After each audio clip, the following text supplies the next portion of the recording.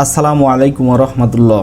আশা করছি সপরিবারে ভালো আছেন। স্বাগত জানাচ্ছি ইনকামবিডি 7 চ্যানেলের আরেকটি নতুন ভিডিওতে। আজকের ভিডিওতে আমি দেখাবো Gscbd গ্লোবাল সোশ্যাল চেইন বিডিতে আপনারা অ্যাকাউন্ট ওপেন করার জন্য আপডেট ব্যালেন্সটা কিভাবে কোম্পানির কাছ থেকে ক্রয় করবেন, আপডেট ব্যালেন্সটা কিভাবে নেবেন, আপডেট ব্যালেন্স নেওয়ার সঠিক নিয়ম। তো আপনারা যেটা করে থাকেন, আপনারা অনেকেই অন্যের কাছ থেকে অন্যের হেল্প নিয়ে আপনারা এই কাজটা করেন বা আপনি নিজে শেখার চেষ্টা করেন না।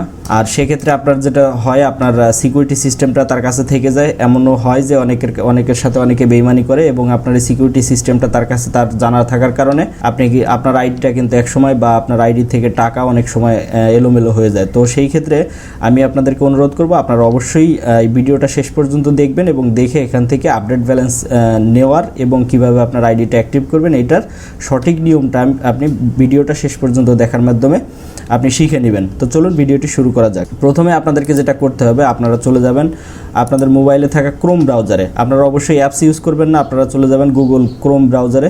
তো ক্রোমে যাওয়ার পরে আপনারা এখান থেকে সার্চ করবেন global social chain BD. Global social chain BD লিখে যখন সার্চ করবেন, প্রথমে আপনারা যে ওয়েবসাইটের লিঙ্কটা পাবেন, আপনারা এই ওয়েবসাইটে ক্লিক করবেন।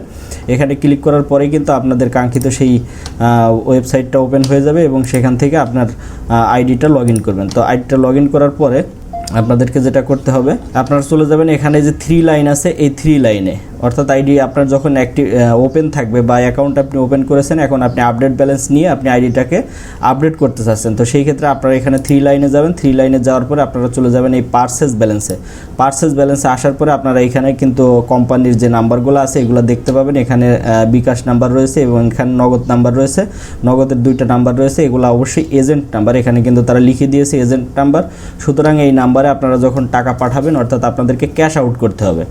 তো আপনারা এখান থেকে একটা নাম্বার নিয়ে নেবেন। ধরেন আপনি কোম্পানির নগদ অ্যাকাউন্টে আপনি কি করবেন, ক্যাশ আউট করবেন। তো সেই ক্ষেত্রে আপনি এখান থেকে একটা নাম্বার অবশ্যই টাইপ করে নিয়ে নেবেন। আপনারা যেটা করে থাকেন সাধারণত এইভাবে কপি করে থাকেন, অবশ্যই কপি করলে আপনাদের অনেক সময় অনেক ঝামেলা হয়ে থাকে।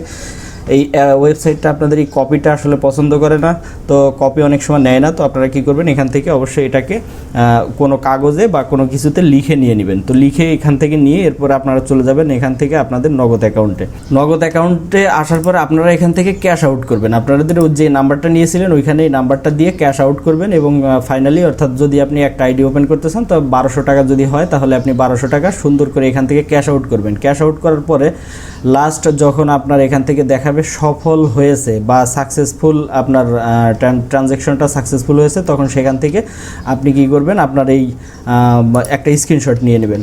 অথবা আপনার ট্রানজ্যাকশনটা কমপ্লিট হওয়ার পরে আপনি এখান থেকে এভাবে ওপেন করে এইখান থেকেও এই স্ক্রিনশটটা নিয়ে নিলেও চলবে। তো এই স্ক্রিনশটটা নেওয়ার পরে আপনি এখানে যে দেখতে পারবেন একটা ট্রানজ্যাকশন আইডি, এই ট্রানজ্যাকশন আইডিটা সেমভাবে আপনি আবার টাইপ করে কোথাও নিয়ে নেবেন। তো টাইপ করে নিয়ে নেওয়ার পরে আপনি এখান থেকে সুন্দর করে কোনো কিছুতে লিখে নেবেন। লিখে নেওয়ার পরে এখান থেকে নগদ অ্যাকাউন্টের কাজ আপনার শেষ, এখান থেকে বেরোয় যাবেন। আপনি যে 1200 টাকা ক্যাশ আউট করেছেন, সেই 1200 টাকা ক্যাশ আউটের যে ট্রানজ্যাকশন আইডিটা পাইলেন, ওই আইডিটা এখানে আপনি টাইপ করে দিবেন। তো এখানে সাধারণত এরকমের আইডিটা থেকে থাকে। তো আপনি যখন এটা দিবেন, দেওয়ার পরে যদি আপনি দেখেন যে এখানে ট্রানজ্যাকশন আইডি নট ফাউন্ড দেখায়, তাহলে আপনার করণীয় কি, আমি সেটাই ম্যানুয়াল রিকোয়েস্টটাই কীভাবে করবেন আমি সেটাই এখন আপনাদেরকে দেখিয়ে দেব। তো সেই ক্ষেত্রে আপনাদেরকে যেটা করতে হবে সেটা হচ্ছে গিয়ে, যদি আপনি এইভাবে ট্রানজ্যাকশন আইডিটা টাইপ করার পরে আপনার এখানে আপনার আপডেট ব্যালেন্স 1200 এবং আপনার নাম্বার এই ডিটেলসটা না আসে, তাহলে আপনাকে যেটা করতে হবে, আপনাকে ম্যানুয়াল রিকোয়েস্ট করতে হবে। তো ম্যানুয়াল রিকোয়েস্ট করার জন্য আপনাকে যেটা করতে হবে, আপনি এই যে উপরের দিকে পাবেন ম্যানুয়াল রিকোয়েস্ট একটা বাটন, এই বাটনে ক্লিক করে দিবেন। তো এই বাটনে ক্লিক করার পরে কিন্তু আপনারা এখানে দেখতে পাচ্ছেন 3টা অপশন, 3টা ডিটেলস দেওয়ার মতো অপশন এখানে চলে আসছে। সেখানে আপনি যেই নাম্বার থেকে, অর্থাৎ আপনার নাম্বার, এইখানে আপনার ফোন নাম্বারটা, যেই নাম্বার থেকে আপনি ক্যাশ আউট করেছেন আপনার নাম্বারটা দিয়ে দিবেন। ওই ট্রানজ্যাকশন আইডিটা এখানে টাইপ করে দিবেন, এভাবে নাম্বারটা দিয়ে দিবেন। নাম্বারটা দেওয়ার পরে আপনার এখান থেকে কি করবেন, আপনি ওই ট্রানজ্যাকশন আইডিটা দিয়ে দিবেন। ট্রানজ্যাকশন আইডি দেওয়ার পরে আপনি ধরেন 1200 টাকা ক্যাশ আউট করেছিলেন, তো এখানে আপনি 1200 উল্লেখ করে দিবেন টাকার পরিমাণটা। আচ্ছা, এরপরে আপনাদেরকে যেটা করতে হবে, আপনারা নিচের দিকে এই যে আসার পরে এখানে চুজ ফাইল নামে একটা অপশন পাচ্ছেন। আপনারা অ্যাপস থেকে যদি ট্রাই করেন তাহলে এই অপশনটায় আপনার কাজ করবে না। তো সেই ক্ষেত্রে আপনাকে কি করতে হবে, এই ক্রোম ব্রাউজারের মাধ্যমে আপনাকে ম্যানুয়াল রিকোয়েস্টটা করতে হবে।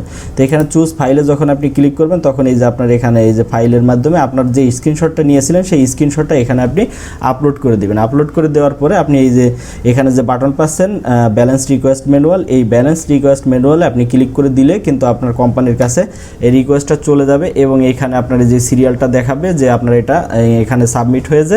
তো এখানে পেন্ডিং থাকবে, পেন্ডিং কিছু সময়ের মধ্যে পেন্ডিংটা যখন ক্লিয়ার হয়ে যাবে, অ্যাপ্রুভ হয়ে যাবে, তখন আপনার আপডেট ব্যালেন্সটা চলে আসবে। তো আজকের মতো বন্ধুরা এই পর্যন্তই। আমি আপনাদেরকে দেখিয়ে দিলাম যে আপনারা আসলে কিভাবে ম্যানুয়াল রিকোয়েস্ট করতে হয়। যদি আপনারা আজকের ভিডিও থেকে ম্যানুয়াল রিকোয়েস্টটা শিখতে পারেন তাহলে আপনাদের কাছে অনুরোধ থাকবে অবশ্যই আমার চ্যানেলটিকে সাবস্ক্রাইব করবেন এবং পাশে থাকা বেল নোটিফিকেশনটা অন করে দিবেন পরবর্তীতে এরকম গুরুত্বপূর্ণ ইনফরমেটিভ ভিডিও পাওয়ার জন্য। আসসালামু আলাইকুম।